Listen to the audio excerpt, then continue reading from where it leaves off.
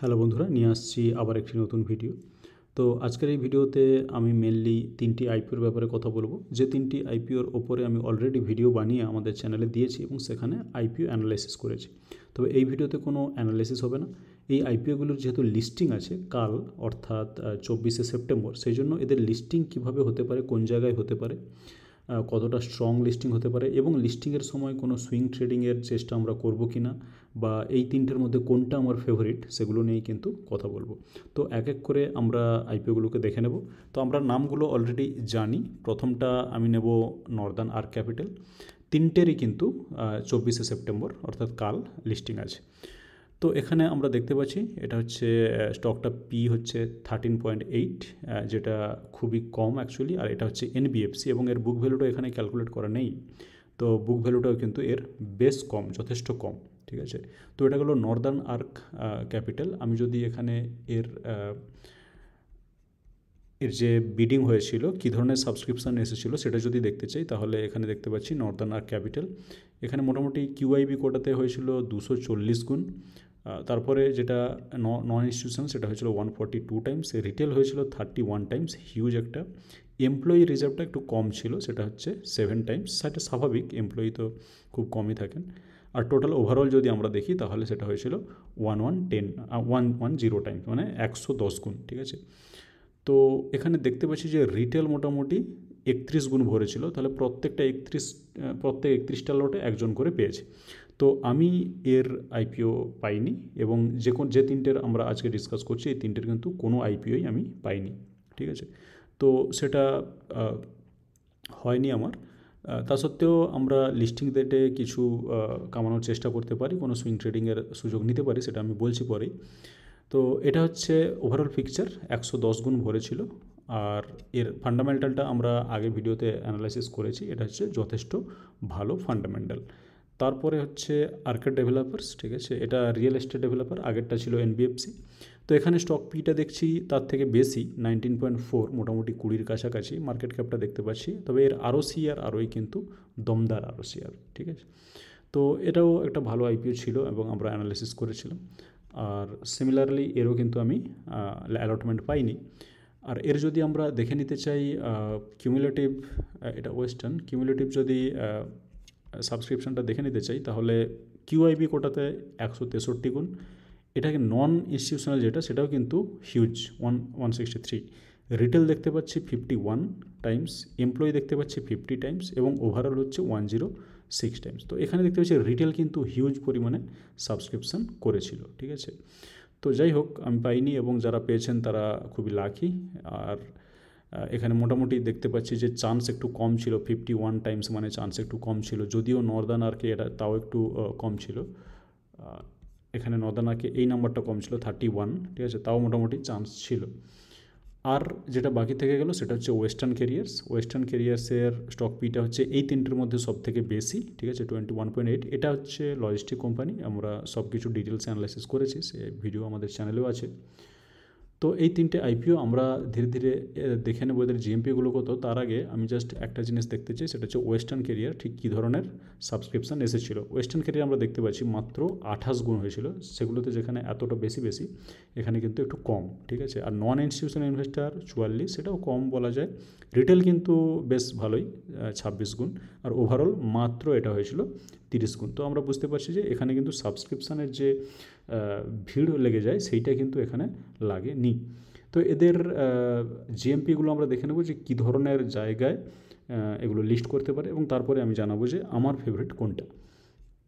তো আমরা যদি জিএমপি দেখতে চাই, প্রথমে নর্দার্ন আর্কে এলাম। নর্দার্ন আর্কের জিএমপিটা এখানে আমি খুলে রেখেছিলাম। তো Northern Arc Capital IPO GMP এটা ছিল 21শে সেপ্টেম্বর, এটা ছিল 128 টাকা। তো এর ইস্যু প্রাইস যেটা ছিল সেটা হচ্ছে 263 টাকা, অর্থাৎ 263তে 128, যেটা মোটামুটি ক্যালকুলেট করলে, এটা ক্যালকুলেট করেই দেওয়া আছে, যেটা দাঁড়ায় হচ্ছে 48.67, অর্থাৎ মোটামুটি লিস্টিংয়ে হয়তো 50% গেন, যারা অ্যালটমেন্ট পেয়েছেন তাদের কিন্তু 50% গেন মোটামুটি হচ্ছে, যেটা মনে হচ্ছে। আর্কেড ডেভেলপার যদি আমরা যেতে চাই, আর্কেড ডেভেলপার, এখানে আর্কেড ডেভেলপার আইপিও জিএমপি আর্কেডের ক্ষেত্রে খারাপ না, কারণ এর প্রিমিয়াম হচ্ছে 63 পার শেয়ার দাঁড়িয়েছে। আর স্টকটার ইস্যু প্রাইস ছিল 120, ঠিক আছে, আইপিও প্রাইস ছিল 120। তো 120-তে 63, এটাও প্রায় 49 বা 50% মতো। তো এই দুটো আইপিওতে মোটামুটি যেটা হয়তো বাজাজ হাউসিং ফাইন্যান্সের মতো ডবল হবে না, কিন্তু 50% গেন, যেটা কিন্তু একটা হিউজ গেন। তো যারা পেয়েছেন তারা এই গেনটা পাবেন। আরেকটা যেটা বাকি থেকে গেল সেটা হচ্ছে ওয়েস্টার্নের আমরা মোটামুটি এখানে মনে করতে পারছি যে ওয়েস্টার্নে কী ধরনের ছিল, একটু কম সাবস্ক্রিপশন ছিল, মাত্র 30 গুণ, যেগুলো বাকিগুলো 100-র ওপরে, এটা মাত্র 28 গুণ, মোটামুটি কম ছিল। এবং সেটা কিন্তু জিএমপিতেও আপনি দেখতে পাবেন। প্রথমে জিএমপিটা একটু বেটার ছিল, মোটামুটি যেখানে ইস্যু ওপেন হয়েছিল জিএমপিটা দেখুন একটু বেশি রাখা হয়েছিল, ঠিক আছে। তো জিএমপি এটা হচ্ছে 13ই সেপ্টেম্বর, যেখানে জিএমপি ছিল 229 টাকা, মানে 229 টাকা, এটা 172 প্লাস 57, ঠিক আছে, কিন্তু জাস্ট 57টা প্রিমিয়াম, সুতরাং আমরা পাচ্ছি যে 33%, ঠিক আছে। তো এই দামে লিস্টিং হওয়ার একটা মোটামুটি ছিল, আশা ছিল, কিন্তু সেই আশা এখন নিরাশায় পরিণত হয়ে গেছে। আমরা একটা 1 বাই 1 যদি দেখি বুঝতে পারবো, এই 57 কিন্তু হয়ে গেছে 56 থেকে 50, 17ই সেপ্টেম্বর 50 থেকে একেবারে ড্রপ করেছে 20-তে, যেটা একটা ভয়ানক পরিমাণ, মানে ডাউন হয়েছে। 19শে সেপ্টেম্বর এটা দেখছি, আর অ্যালটমেন্টের ডেট ছিল 20 সেপ্টেম্বর, সেখানে 20 টাকা। 21শে সেপ্টেম্বর গিয়ে সেটা আবার অর্ধেক হয়ে গেছে, সেটা হচ্ছে 10 টাকা। এখন কারেন্ট যদি আমরা 22শে সেপ্টেম্বরের কথা ভাবি, তাহলে সেটা দাঁড়াচ্ছে জিএমপিটা কিন্তু 10 টাকা, যেটা খুব একটা বেশি নয়, 5.81%। তো আমরা এটা ক্লিয়ারলি দেখতে পাচ্ছি যে এই যে সাবস্ক্রিপশান, এই সাবস্ক্রিপশান থেকে কিন্তু মোটামুটি একটু আইডিয়া করা যায় যে জিএমপিটা ঠিক কত হবে বা কী ধরনের জায়গায় এটা লিস্ট হতে পারে। এবং আমি আমার যে ওয়েস্টার্ন ক্যারিয়ারের ভিডিও, যেটা আমার চ্যানেলে আছে অলরেডি, সেটা গিয়ে একটু দেখে নিতে পারেন। সেখানে আমি এটাও বলেছিলাম যে এটা আমি লং টার্মের জন্য কেউ নিতে চাইলে ঠিক আছে, কিন্তু ইমিডিয়েটলি ওপেনিংয়ে বা লিস্টিংয়ে যে একটা হিউজ গেন দেবে, সেটা আমি তখনও ঠিক করতে পারছিলাম না, কারণ এটা খুব একটা অ্যাভেলেবল ছিল না জিএমপি, এবং মোটামুটি আমার সেটা একটা খুব একটা ভরসা ছিল না, ঠিক আছে। তো যাই হোক, আমি পাইও নি, আর মোটামুটি জিএমপি কিন্তু অ্যাট্রাকটিভ নয়। তবে বাকি দুটোর ক্ষেত্রে জিএমপিটা কিন্তু অ্যাট্রাকটিভ। আর্কেডের ডেভেলপারের মোটামুটি 50% আর এটারও 50%। এখন প্রশ্ন হচ্ছে, যেহেতু আমি বা আমাদের অনেকেই হয়তো অ্যালটমেন্ট পাননি, ঠিক আছে, তো যারা অ্যালটমেন্ট পাননি তারা লিস্টিংয়ের ডেটে কী ধরনের কী স্ট্র্যাটেজি নিতে পারে। তো এখন আমি একটাই কথা বলবো যে আমরা মোটামুটিভাবে ওয়েস্টার্ন ক্যারিয়ার নিয়ে, বিশেষ করে আমি খুব একটা ইন্টারেস্টেড নয় যে লিস্টিং কোথায় হচ্ছে বা কিভাবে হবে। এখন অনেক সময় ট্রিক করে এইভাবে জিএমপি কমানো হয়, মানে জিএমপি তো গ্রে মার্কেট প্রিমিয়াম, গ্রে মার্কেটে অনেক কিছু ধরনের ট্রিক করা হয়। তো সেই ট্রিক দিয়ে যদি কম করে, মানে কম রাখা হচ্ছে যাতে করে লিস্টিংয়ের দিন খুব একটা স্টকের উপরে প্রেশার না আসে, যাতে বড় পার্টিরা কিনতে পারে, জানি না। মানে অনেক সময় কী হয়, আমি যেটা বলতে চাইছি, অনেক সময় কী হয়, এই জিএমপি দেখে আমরা নিরাশ হই, কিন্তু তার উল্টোটা হয়ে যায়, স্টক হয়তো রকেট দিতে শুরু করলো। যে কোনো কারণেই হোক, আমি ওয়েস্টার্ন ক্যারিয়ার মোটামুটি নিয়ে আমি মাথা ঘামাতে চাইছি না, আমি দুটোতে ফোকাস করতে চাইছি। সেটা হচ্ছে, একটা হচ্ছে আর্কেড ডেভেলপার্স আর একটা হচ্ছে নর্দার্ন আর্ক ক্যাপিটাল। দুটোতেই মোটামুটি 50% একটা চান্স আছে লিস্টিং গেনের, যেটা খুব একটা হ্যান্ডসাম মানি। এবার যদি আমি এই দুটোর মধ্যে একটু একটাকে পিক করতে চাই, তাহলে কিন্তু আমি পিক করব এই নর্দার্ন আর্ক ক্যাপিটাল। এটাই আমার ফেভারিট এই তিনটের মধ্যে। আর সেই জন্য 24 তারিখ সকালে, অর্থাৎ কাল, আমি কিন্তু নর্দার্ন আর্ক ক্যাপিটাল একটু ওয়াচ করব, কোথায় লিস্ট হচ্ছে বা কী ধরনের ভলিউম আছে স্টকটাতে ওপেনিং ডেতে।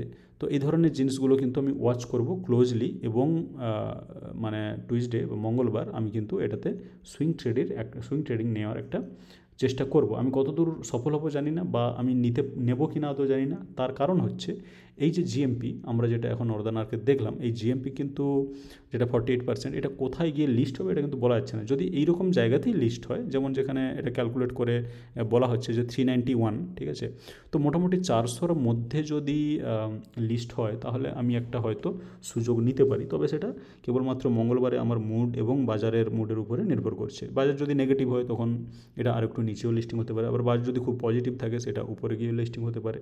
তো মোটামুটিভাবে সেই দিনে ডিসাইড করব যে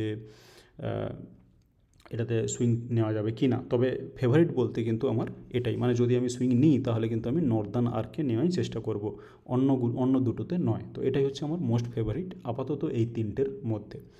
তো এই ভিডিওতে এইটুকুই মোটামুটি আলোচনা করলাম যে তিনটে যে আইপিও ছিল তাদের জিএমপিটা কতটা, কোথায় লিস্ট হতে পারে, এবং তাদের মধ্যে কোনটাতে আমি সুইং ট্রেডিংয়ের চেষ্টা করব, অর্থাৎ কোনটা আমার মোস্ট ফেভারিট, ঠিক আছে। আর এই তিনটের মধ্যে ফিউচার দেখলে ফিউচার তিনটেরই খুব ব্রাইট, সুতরাং যারা লং টার্মের জন্য হয়তো করতে চান তারা এগুলোকে ওয়াচ লিস্টে লাগিয়ে অ্যানালাইজ করতে পারেন। বাকি লিস্টিংগণ তো মোটামুটি আইডিয়া করা যাচ্ছে যে কতটা কী পাওয়া যাবে। তো আমি অ্যালটমেন্ট পাইনি, যারা অ্যালটমেন্ট পেয়েছেন তাদেরকে মোটামুটি শুভেচ্ছা। আপনারা কমেন্ট করে জানাতে পারেন যে আপনার যদি অ্যালটমেন্ট পেয়েছেন বা কত লট পেয়েছেন, ঠিক আছে। তো বাস ভিডিওতে এইটুকুই। ভিডিওটি ভালো লেগে থাকলে এটিকে লাইক করুন আর চ্যানেলটিকে সাবস্ক্রাইব করে রেখে দিন, যাতে করে আমার প্রত্যেকটা ভিডিওর আপডেট আপনি সঙ্গে সঙ্গে পেতে পারেন। আর ভিডিওটি দেখার জন্য আপনাকে অনেক ধন্যবাদ।